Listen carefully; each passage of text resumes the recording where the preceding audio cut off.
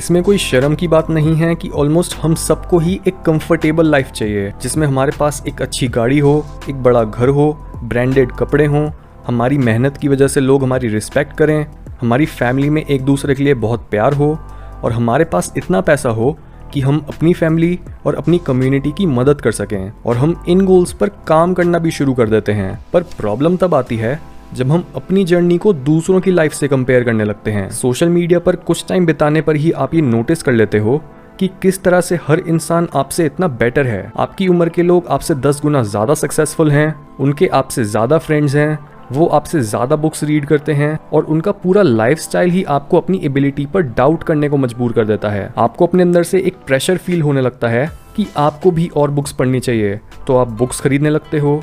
आपको लगता है कि आप लेटेस्ट मूवीज़ या टीवी शोज़ को मिस कर रहे हो, तो आप अपनी वॉच लिस्ट में मूवीज़ ऐड करने लगते हो। आपको लगता है कि आप इंटरनेट पर उतने कूल नहीं दिखते, तो आप नए कपड़े खरीदने लगते हो। और ऐसा करते करते आप अपनी फिजिकल और मेंटल स्पेस को ऐसी चीज़ों से भर लेते हो जो आपकी लाइफ को इम्प्रूव करने के बजाय आपको एंजाइटी देती हैं, क्योंकि आपको उन्हें देखकर ये लगता है कि अभी तो आप दूसरों से बहुत पीछे हो और आप अपने आप को आराम नहीं करने दे सकते। हर कोई लाइफ की रेस में फिनिश लाइन तक पहुंचने में और अपना एक झूठा वर्जन एडवर्टाइज करने में इतना ज़्यादा बिजी है कि वो अपने पर्सनल ग्रोथ के सबसे ज़रूरी इंग्रेडिएंट को लाइटली लेने लगता है, जो कि है सिंप्लिसिटी।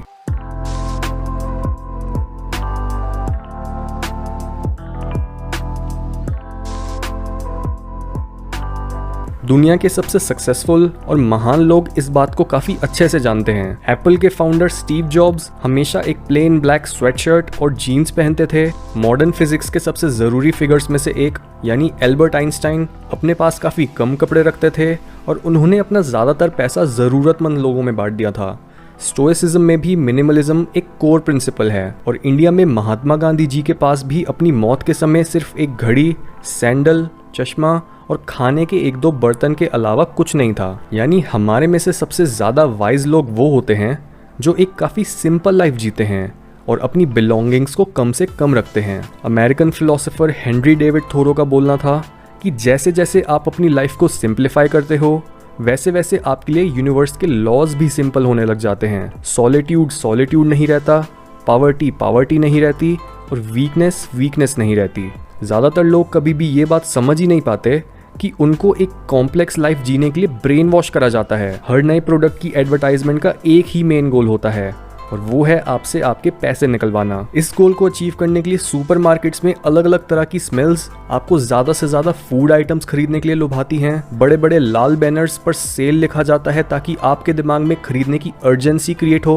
और हमारे गैजेट्स में एल्गोरिदम्स को ऐसे डिज़ाइन करा जाता है जिससे हमें हर 2 सेकंड में लाइक्स या नोटिफिकेशन से प्लेजर का एक सस्ता वर्जन मिल सके। आपको लगता है कि आपकी हैबिट्स के कंट्रोल में आप हो, लेकिन हर इंसान के अंदर इतनी चीज़ें कंज्यूम करने के बाद भी जो एम्प्टीनेस है, वो इस बात का प्रूफ है कि इतने ओवर स्टिमुलेटेड होने के बाद भी हम इतने ओवरवेल्म्ड क्यों हैं। इवन दो हमें इन चीज़ों की ज़रूरत नहीं होती, फिर भी हमें हमारी साइकोलॉजी से खेलकर ये कन्विंस कर दिया जाता है कि हमें हर पॉपुलर चीज़ की नीड है और हम उसके बिना इनकम्प्लीट हैं। हाउएवर, यहाँ पर प्रॉब्लम बड़ी ब्रांड्स की मैनिपुलेशन नहीं, बल्कि असली प्रॉब्लम ये है कि हमने अपनी लाइफ के फिजिकल, मेंटल, स्पिरिचुअल और फाइनेंशियल एस्पेक्ट्स को काफ़ी कॉम्प्लेक्स बना रखा है। सो अब हम बात करते हैं कि हम अपनी लाइफ को सिंप्लीफाई कैसे कर सकते हैं। Number 1, declutter.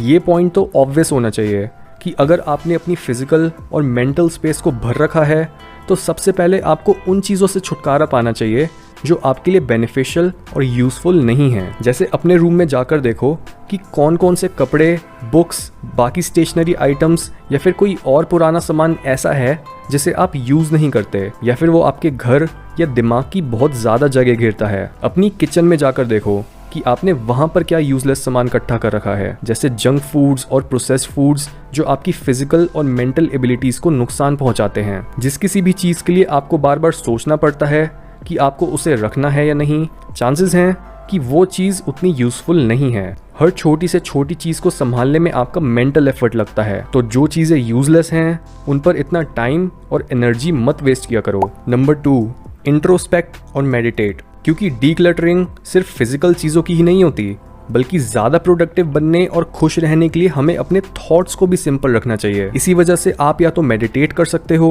या फिर आप इंट्रोस्पेक्ट कर सकते हो इन थॉट्स पर कि मुझे कौन सी चीज़ें टेंशन देती हैं, मुझे कौन सी चीज़ों से डर लगता है और मुझे कौन सी चीज़ें फुलफिल करती हैं। इस तरह से आप ये समझ पाओगे कि आपको किन चीज़ों को ज़्यादा टेंशन देनी चाहिए और कौन सी चीज़ें आपको स्ट्रेस के अलावा कुछ नहीं देती। नंबर 3, स्मॉल सोशल सर्कल, यानी अपना सोशल सर्कल छोटा रखो और उन लोगों को अपना टाइम देना बंद करो जो आपके लिए टॉक्सिक हैं। यहाँ पर हम हेल्दी बाउंड्रीज बनाने की बात कर रहे हैं कि अगर आपका कोई फ्रेंड, फैमिली मेम्बर या रिलेटिव हर समय कंप्लेन करता रहता है और उसका वर्ल्ड व्यू काफ़ी नेगेटिव है, तो उसकी नेगेटिविटी आपको भी परेशान करेगी और आपके दिमाग में जगह घेरेगी। इस तरह के लोगों से बात करने से पहले आपको अपनी एनर्जी लूज करने के लिए अपने आप को रेडी करना पड़ता है और उनसे बात करने के बाद आपको कुछ टाइम और चाहिए होता है अपने आप को नॉर्मल स्टेट में लाने के लिए। इसलिए अपने सोशल सर्कल को टाइट, रिलायबल और सिंपल रखो।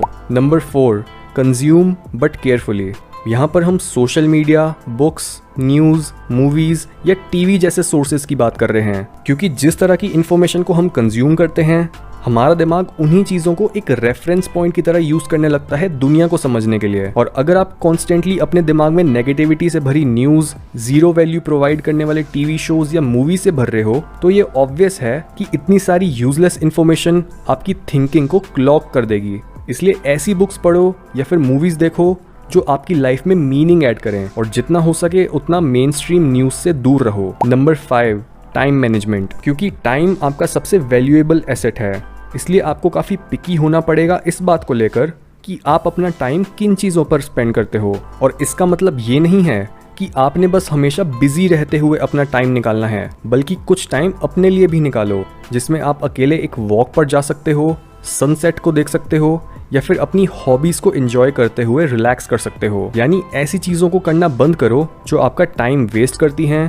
सबसे यूजफुल चीज़ों का स्केड्यूल बनाओ और कुछ टाइम काम करने के लिए नहीं, बस जीने के लिए निकालो। नंबर 6, मनी मैनेजमेंट, क्योंकि ये फ़र्क नहीं पड़ता कि आपके पास कितना पैसा है, अगर आपका अपने पैसों पर कंट्रोल नहीं है तो आपका दिमाग हमेशा पैसों के थॉट से ही भरा रहेगा। इसलिए अपनी लाइफ में स्टेबिलिटी लाओ बजटिंग करके, और अगर आपके ऊपर डेट है तो सबसे पहले अपना फोकस उसे खत्म करने पर लगाओ, क्योंकि जब आपको पहले से ही पता होगा कि हर महीने आपका कितना पैसा कहाँ जाएगा, तो इससे आपके फाइनेंशियल डिसीजंस इतने सिंपल हो जाएंगे कि पैसों के बारे में सोचने पर वेस्ट होने वाली आपकी एनर्जी भी बचेगी और आपका टाइम भी। नंबर 7, स्लीप, एक कॉम्प्लेक्स और एंजाइटी से भरी लाइफ का एक काफ़ी अनसुना रीज़न हो सकता है आपकी स्लीप, क्योंकि काफ़ी बार हम अपनी मेंटल क्लैरिटी की कमी और अपनी एंजाइटी का सोर्स अपनी लाइफ के बाकी एरियाज में ढूंढने की कोशिश करते हैं, जैसे हमारी टाइम वेस्ट करने की बुरी आदतें या फिर हमारी फाइनेंशियल कंडीशन। हाउएवर, काफ़ी सारे केसेस में हमारी आधी से ज़्यादा प्रॉब्लम्स सिर्फ एक अच्छी नींद से ही दूर हो सकती हैं। जब भी हम परेशान होते हैं